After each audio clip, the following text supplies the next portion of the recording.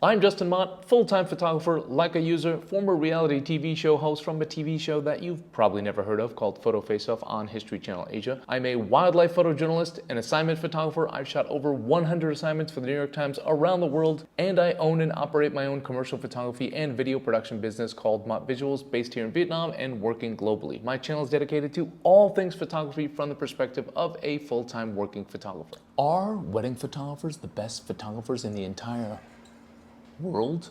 Perhaps. They're at least the most versatile. Today I'm going to talk about why wedding photographers don't get the respect they absolutely deserve, and what wedding photography will teach you about being a more well-rounded photographer no matter what genre of photography you decide to go into. So let's talk weddings.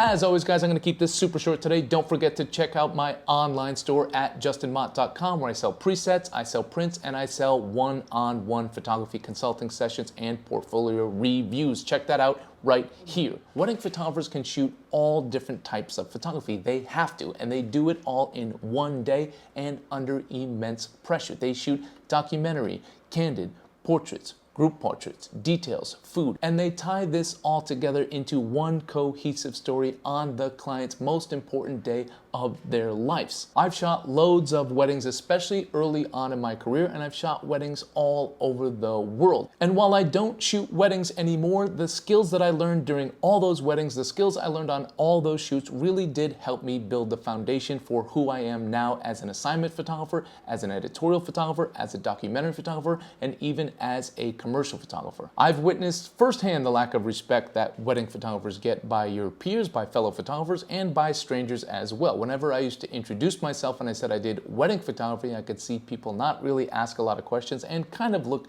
down on me. But when I introduced myself as an assignment photographer or as a New York Times assignment photographer, people really did give me a lot of respect. People did look at me differently. Early on in my career, I was very much engulfed in the documentary photography scene and photojournalism scene, meaning I was going to the same workshops, going to the same exhibits, going to the same social functions, things like that. And I'll never forget how my peers act, and still act to this day, when you tell them that you shoot weddings. They immediately dismiss you as not being part of their group. And I always got a kick out of that because early on in my career, I was hustling to do as much as possible. So when I wasn't shooting assignment work, I wasn't doing personal projects, I was shooting weddings and developing my wedding photography business. And going out for beers and going out for coffee and just interacting with these people at social functions, they would always kind of introduce me as, oh, that's Justin, he's a wedding photographer. And I quite vividly remember going to social functions with these so-called photojournalists or documentary photographers. I remember hanging out with them, and I remember how they looked at me once they knew I did wedding photography. They would even introduce me not as one of them anymore, like,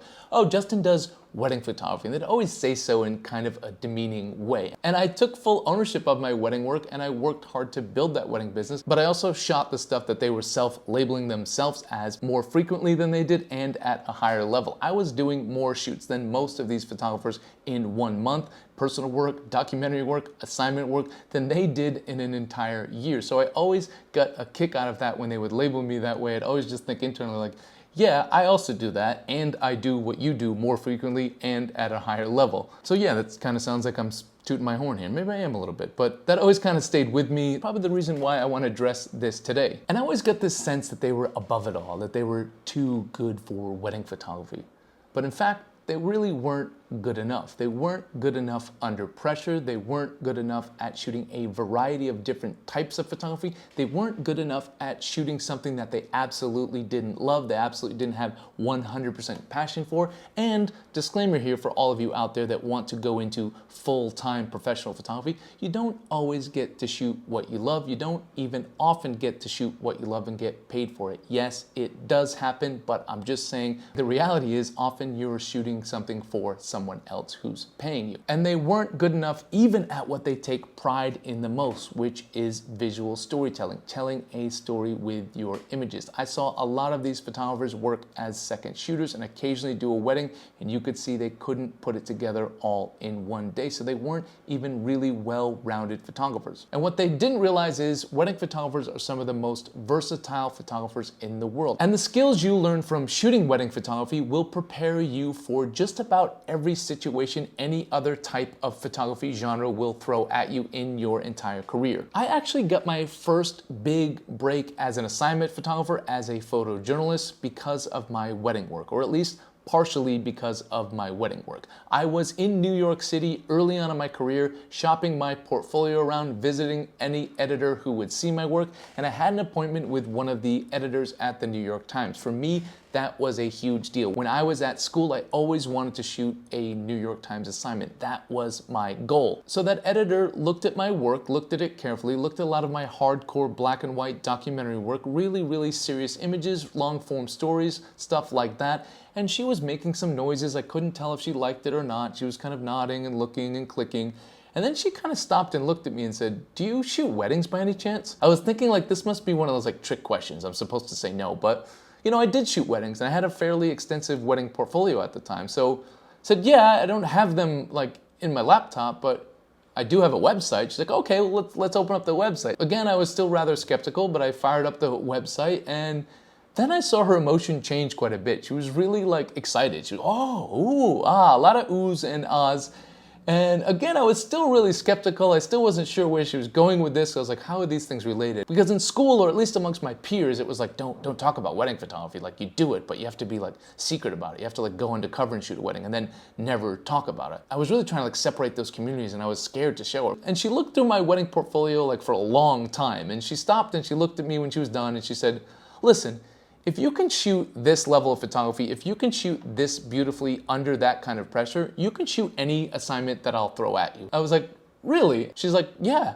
I know what it's like to be a bride. I know the kind of pressure there is at a wedding, and you captured it beautifully, and you've done it many times over. She's like, an assignment is very similar. Most of the time, it's not nearly as much pressure as this. So I got a chuckle out of that. I love to tell that story to anyone that will listen to me, like you guys here. And then after that, she passed me around to some of the other editors. And for those of you that don't know about the industry, that's kind of a big deal. When you go to a major publication and you see one editor, if they don't like your work, they're not going to send you to another editor. So if you've only visited one editor, I mean, if it's a small publication, but a big publication like the New York Times, if they start to pass you around, that's a good sign. And she did pass me around, and other people did look at my work. They weren't as interested in the wedding work as she was, but it was still kind of interesting that that really did help me get in with them. That really did leave a mark on her, because then 6 months later, she actually called me when I was living in Hanoi and gave me my first break in photography, my first huge break in my career. It was an assignment in Malaysia, and I ended up turning that assignment into a front page spread, and that ended up leading to many more assignments, and that really did help me launch my career. So it really kind of did start in a lot of ways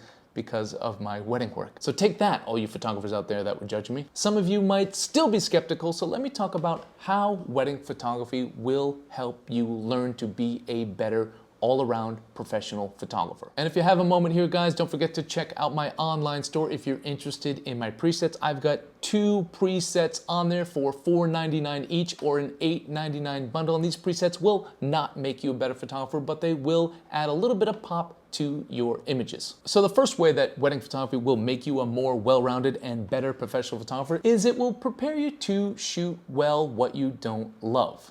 What do I mean by that? And I'm not saying wedding photographers don't love shooting wedding photography. Just hear me out. Unless you're independently wealthy before you start your career as a professional photographer, often, actually probably most of the time, you're not definitely gonna shoot what you absolutely love the most. So if you love black and white street photography, yeah, great, shoot that. But it's very rare, and there's a small amount of people that actually can make a living out of doing that, or even so-called travel photographers.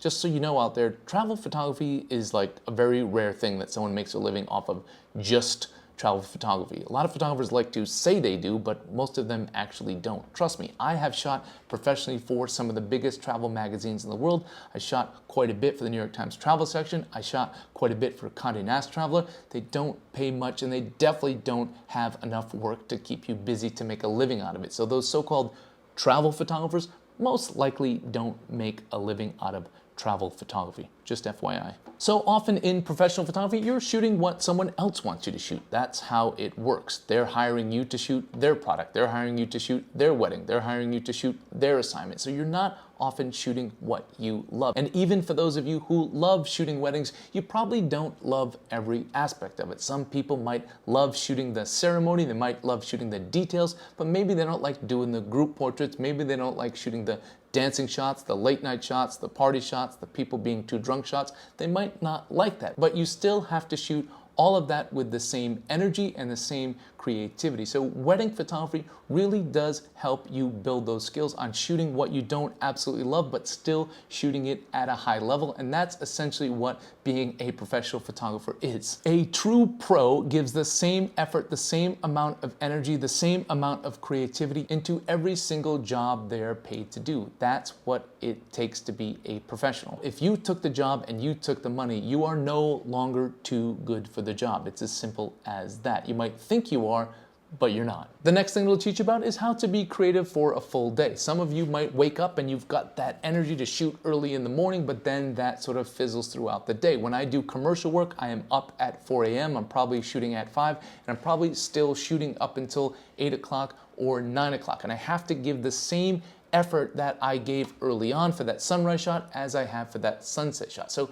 weddings, you are typically working 10 to 15 hours. You have to be creative the entire day. So I learned all those skills that were very, very helpful in my commercial photography, which is mainly hotels and resorts. I have to still bring that level of creativity. I have to still bring that energy to the client or interacting with the models that I did early on in the morning, fresh off of my morning coffee. I still have to bring that same energy at 8 or 9 o'clock, and I really did learn that from all my time shooting weddings, because you just have to have the same energy. Your client will notice. Also, I take pride in my work. Also, it's just not fair to your client not to do so. Wedding photography will also force you to be better at your business organization, which many photographers are awful at. People that shoot documentary work or personal projects, or people that are just independently wealthy, they can probably get away with being sloppy on the back end of their business. But for wedding photography, you can't. You'll quickly learn you have to have good contracts. You'll have to have really good archiving and backup system. You'll have to have a good organizational system. You have to have an overall good workflow. All of that does really apply to every type of photography business. You should all be doing this properly, but really wedding photography will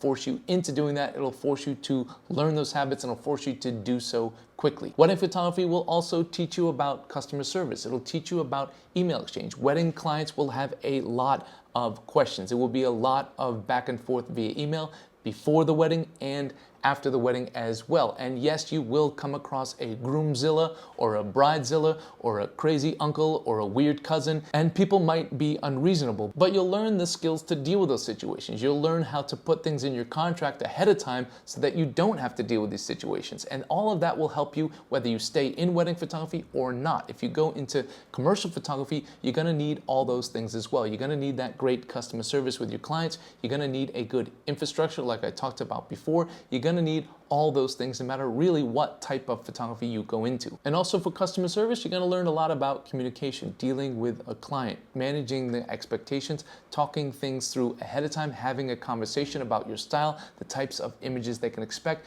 All of this will save you later on after the shoot if you've communicated properly. I can't tell you how many of the skills that I learned in wedding photography have been applicable to my commercial photography, dealing with the same types of clients, dealing with the same types of issues, and knowing how to fix them. All of that I learned from my time doing wedding photography. Wedding photography will also teach you how to work under pressure. If you truly care and you truly do grasp the magnitude of how important a wedding is and how important it is to create beautifully creative images and tell a cohesive story for someone's wedding, that is a lot of pressure for you to be in as a photographer. So just like anything else, going through the reps of this, just doing it more frequently, gaining that experience will prepare you for stressful situations in any types of photography and really a lot of situations in life in general. You learn not just how to technically execute under pressure when things go wrong or things change, but you also learn how to work creatively under pressure, which is a huge part of all photography. Learning how to work creatively when there's a lot of pressure, when things are moving quickly, things will happen. Clients will be difficult, models will be difficult, schedules will change, things will come up, but being able to work creatively under pressure, you just get better at it like anything else through reps. So wedding photography will give you those reps over the course of the entire day. Shooting weddings will also just make you a more well-rounded storyteller, which really is applicable to all types of photography, especially people interested in going into documentary photography or personal projects. A wedding is such a great story and it all unfolds over the course of one day. So you learn so many skills when you're shooting a wedding. You learn how to capture the mood. You learn how to focus on the right characters. Make sure you get those great moments between those characters or people, making sure you're getting the moments between the bride and the father of the bride, the groom and his brother, making sure you're aware, making sure you know how to anticipate and then capture those moments in a creative way. And then later on, it teaches you how to sequence the images and to tell the story. However you deliver the images, everyone is differently. Some people might sequence the album themselves. Some people might give a layout. Some people might just give a gallery. But the way you put those images together, the way you sequence those images, that is an important part of being a visual storyteller as well, and you will get practice doing that when you do shoot weddings because you're going through thousands of images. Wedding photography will just make you more versatile. Like I said before, shooting a wedding, you will never shoot more types of photography in one day than you will at a wedding. Documentary, candid, sometimes food shots, getting those cake shots, getting those appetizer shots that they carefully picked out, getting group portraits, getting all the details, getting everything. Everything really does happen through the course of a day when you shoot a wedding, so you will be a more versatile photographer just out of necessity. Wedding photography will also teach you how to be a better editor. There's not too many other types of professional photography that you're going to take as many pictures in one day. For a lot of photographers, they might take thousands. So going through those images, learning how to edit, learning how to weed out the bad shots, learning how to pick out the redundancy, that is a very important skill for all photographers. I really can't stress enough how important it is to be a good self-editor. And I can't tell you how many of my close friends that are excellent photographers but are horrible self-editors, and how much of a detriment that can be to your photography skills and to your photography business. I see it happen all the time. People don't even know what their best 10 images are. Sometimes their best 10 images aren't even in their portfolio. They don't even know until they carefully go through it with somebody else. So being a better self-editor is important, and going through thousands of your own images from shooting a wedding will help you a ton of that. It will help you become a better self-editor, again, out of necessity, because you're not going to give 10 different versions of the same shot. You don't want to go through all that toning. You don't want to look unprofessional. You don't want to look like you don't know what you're doing. And so you need to deliver that best shot. You need to be able to scan through your images and say, okay, that shot has 10 people in it, but that group shot, one of the people's looking over there. And then the client says, hey, do you have one of my uncles not looking over there? And then you go through, oh yeah, I do. He's looking here in this one. Then you just kind of look like an idiot because you should have picked that one out originally. So all the time that you'll put in editing in wedding photography will just help you be a better self-editor in general. And lastly, and maybe the most important one here, is wedding photography will teach you how to adapt. Within the course of one day at a wedding, nothing will go to plan. Even though there are amazing wedding planners out there, things just come up that they can control and they didn't, or that they can't control at all. Whether that be bad weather, it might start raining. You need to come up with a backup plan to still get beautiful pictures and to still get striking portraits. You need to have a plan for that. Things will come up. You might have planned to do this shoot right at sunset, but the timeline got messed up. Things were delayed, and all of a sudden there's no sun. You're gonna need to shoot in low light. You're gonna need to change your location because you picked out that spot based on that beautiful light. So wedding photography, so many variables come up through the course of a day. Some clients are really easy to deal with. Some are difficult. Some don't even want their photograph taken, or maybe the wife does and the husband doesn't, or the husband does and the wife doesn't. Ton of different problems will come up through the course of one day, and as a photographer, you don't want to make excuses. You still need to deliver beautiful images, and really you have to do that in all types of photography. Every single type of photography that I've done, whether that be assignment work, my personal work, my documentary work, or even my commercial work. So many problems, so many things come up through the course of a day. And as a photographer, your name is attached to this work. You need to be able to adapt. You need to be able to figure things out. And I truly did learn those skills through all the weddings that I shot all over the world. So that completes my rant on wedding photography. If you are out there and considering a career in wedding photography, don't worry about what other photographers think about you. Wedding photography has been some of the most rewarding work that I've done in my entire career. I can't tell you how wonderful a feeling it is after 10 years when someone posts those images from their wedding and they tag you or they thank you at their anniversary. I tell you what, none of my editors thank me years after. They often don't even thank me after I send the images. So wedding photography can be quite rewarding. It can also be financially rewarding. I've done just about every type of photography in the world, and I'll tell you that wedding photography is one of the most consistent and most stable and most sustainable industries within our industry. The wedding photographers that I know are typically the ones that actually have savings. They don't typically live paycheck to paycheck, and they're the ones that are working the most consistently, because guess what? People are still getting married every single day. Doesn't matter about technology. People getting married. So whether you're interested in making a career out of wedding photography or you're just interested in dabbling in wedding photography, you will learn a lot about photography in general. You will learn a ton of skills that will be applicable to any type of photography that you decide to go into. Thank you guys for tuning in today. I hope you enjoyed this episode. Let me know what you think about wedding photography and what your perception is of wedding photographers in the comment section. Thank you guys for tuning in. Don't forget to like, share, and subscribe, and have a wonderful day.